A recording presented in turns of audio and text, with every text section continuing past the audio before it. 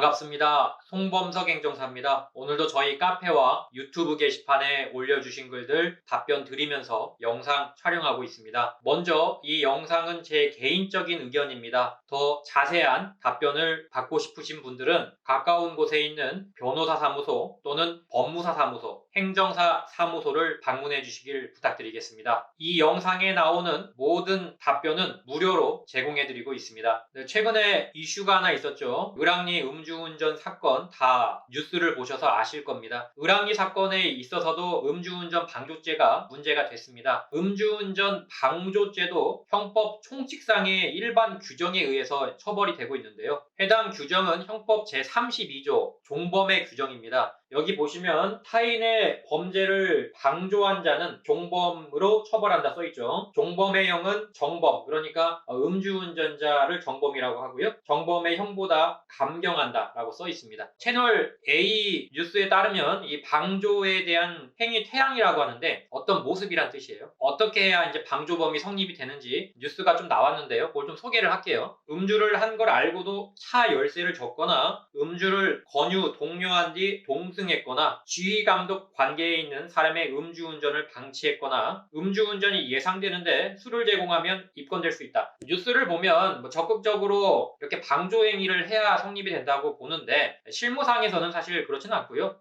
일반적으로 동승한 것만으로도 얼마든지 처벌이 가능해요. 보시면 나와 있지만 음주운전이 예상되는데 술을 제공하면 입건될 수 있다. 이건 굉장히 추상적인 규정이잖아요.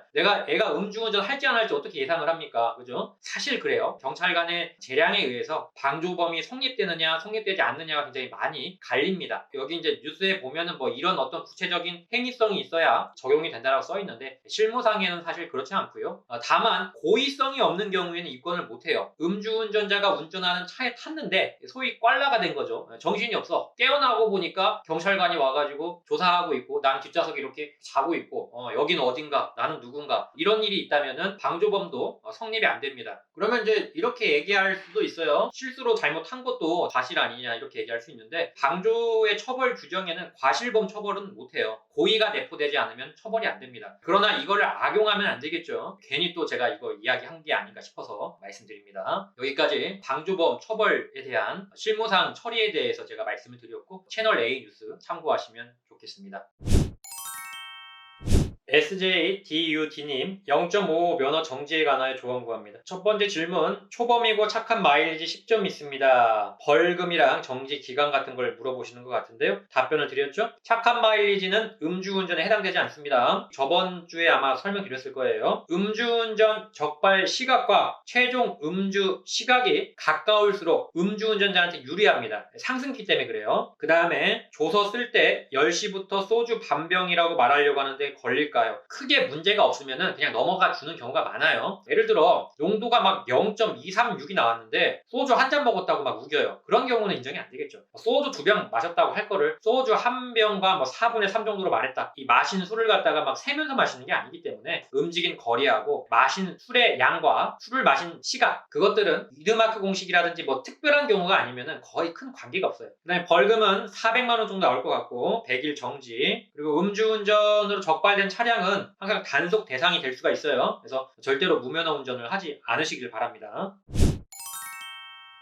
자, 스피릿 7412님 음주운전 결격기간 2년 내에 무면허로 인한 결격기간 문의드립니다. 자, 이거 자주 설명드렸던 부분인데 한번 질문 읽어볼게요. 2년 취소기간 중에 무면허로 적발되면 남아있는 면허 취소기간 상관없이 기존 2년이 그대로 유지가 되는지, 아니면 남아있는 면허 취소기간이 1년 미만일 경우 무면허로 인한 기간이 더해져서 기존 2년에서 더 길어지는지, 예전에 되게 궁금해서 직접 지방경찰청에다가 공식 문서를 통해 가지고 질의를 했던 적이 있어요. 자, 일단은 무면허 운전으로 적발이 되면 1년이 연장이 되지 않습니까? 무면허를 이때 걸려가지고 1년 늘어났어요. 근데 원래 그게 안 걸렸어도 이 정도 기간이 남아 있었단 말이에요. 그러면 이게 더 짧잖아요. 무면허가 더 짧으니까 이렇게 흡수가 된다고요. 원래 있던 2년이 그대로 적용이 됩니다. 1년이 더 늘어나거나 하는 게 아니에요. 다만 1년이 안 남아 있을 때 무면허로 걸린 경우에, 예를 들어 내가 한 3개월 후에 면허를 딸 수가 있어요. 이만큼 3개월 남았는데 이때 걸렸어요. 무면허로 3개월 남겨놓고. 그러면 1년이 더 길죠. 지금은. 이때에는 무면허 운전이 적용이 돼요. 더 긴 걸 따라갑니다. 그러면은 무면허 운전 적발 시부터 1년이 연장이 되고 이 3개월은 여기에 흡수가 되는 거예요. 이 개념이에요. 네, 쉽죠?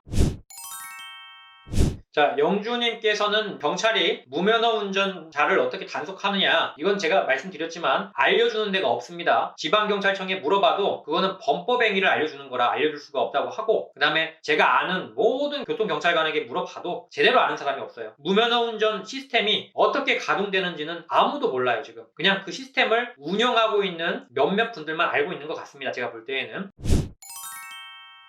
KNJ님, 경미한 접촉사고. 신호 정지된 상태에서 충돌 차량은 멈춰 있었고 제 차량이 살짝 부딪혔습니다. 내려서 보니까 차량에 손으로 쥐어질 만한 자국만 남아 있었습니다. 병원을 가신다 해서 대인 접수했습니다. 합의금으로 해결하려고 하는데 어떻게 해야 될까요? 근데 이게 음주운전이 아니에요. 지금 보니까 그냥 보험 처리하셔도 되고요. 수가가 올라갈 것이 걱정이 된다면 그냥 합의금 주시면 됩니다. 음주운전이 아니면 아무 관계없죠. 음주운전이 되니까 문제가 되는 거예요. 합의가. 그냥 일반 교통사고 같으면은 그냥 보험 접수하시면 되잖아요. 강군 인천님, 형사적 책임 2001년 4월에 한번, 2006년에 한번, 2020년에 한번. 일단 형사상 책임은 2006년 6월부터입니다. 근데 제가 알기로 6월 30일로 알고 있는데 정확한 기간이 좀 헷갈리긴 하네요. 나중에 더 확인해 드릴게요. 그래서 결론적으로 일단 형사는 초범인 것 같고요. 행정은 일단 2001년부터 시작이 되기 때문에 이진아웃이 해당이 되고요. 벌금형 나올 가능성이 높아 보입니다. 다만 이제 면허는 이진아웃 2년 취소가 될 것 같습니다. 호원님, 음주운전 3진입니다. 2016년, 2018년, 2020년. 여러분들 제가 어떤 말 할지 제 영상을 꾸준히 봐오신 분들이면 아실 겁니다. 가까운 곳에 있는 변호사나 또는 전문성 있는 변호사를 선임을 하시기를 바라며, 변호사 한 명만 알아보지 마시고 전문성 있는지를 한 3명에서 4명 정도는 전화를 해보고 컨택을 한번 해보십시오. 정말 감이 안 잡히면 제가 이런 변호사가 좋습니다라는 조언 정도만 해드려요, 무료로. 다만 어떤 특정한 변호사를 선임하라고 하진 않습니다. 변호사 선임을 하셔야 할 것 같아요. 제가 볼 때는. 백수가 체질님, 음주 2진. 남편분께서 0.201, 2013년도에 한번 음주운전 전력이 있고 다음 주에 출석인데 반성문이나 탄원서 들고 가면 도움이 되죠. 어떤 분은 차를 팔아버리고 자동차 매매한 걸 보여주면 도움이 된다고 하는데 맞나요? 형사 재판에서는 차량 매각을 해서 조금 봐줬다라고 하는 양형 참작에 대한 선고 판결문을 제가 본 적이 있긴 합니다. 그러나 이건 좀 의견이 분분해요. 형사 재판에 회부될 것 같습니다. 징역형이 나올 수도 있습니다만 집행유예 가능성도 있습니다. 반성문을 어디로 써야 하나요? 간악다님. 문자로는 지방법원에서 약식 기소라고 왔습니다. 벌금이 확인됐고요. 자, 기소가 되기 전에 수사 단계에서 그때 내는 거지, 이미 기소가 되면은 그때는 검사님은 소송 지휘를 할 수가 없습니다. 이때부터 소송 지휘는 판사님이 정권으로 하기 때문에 판사님에게 주셔야 돼요. 기소 전이면은 검사님께 내는 게 낫고 기소 후면은 무조건 판사님한테 주셔야 됩니다. 네, 여기까지 답변 드렸습니다. 모두 다 행정사는 항상 열려 있습니다. 언제든지 저희 네이버 카페에 Q&A 게시판에 작성을 해주시면 제가 최대한 빠르게 답변을 드리고자 노력을 하고 있습니다. 다만 제가 댓글로 답변을 달고 있지만 영상에 나오는 답변들은 그 중에 추려서 답변을 드리고 있다는 부분들을 좀 양해해 주시면 좋겠습니다. 댓글은 반드시 달아드리니까 주저하지 마시고 가해자든 피해자든 언제든 질문 주시면 제가 답변 드리도록 하겠습니다. 또한 모두 다 행정사는 7년째 비대면 업무를 진행하고 있습니다. 코로나 걱정 없이 업무를 진행하고 있다는 점 꼭 알아주시면 좋겠습니다. 또한 이 영상을 보시는 모든 분들께 부탁드립니다. 좋아요와 구독은 저에게 많은 도움이 됩니다. 영상 시청하시고 도움이 되셨다면 좋아요와 구독 부탁드리도록 하겠습니다. 여기까지 송범석 행정사였습니다. 감사합니다.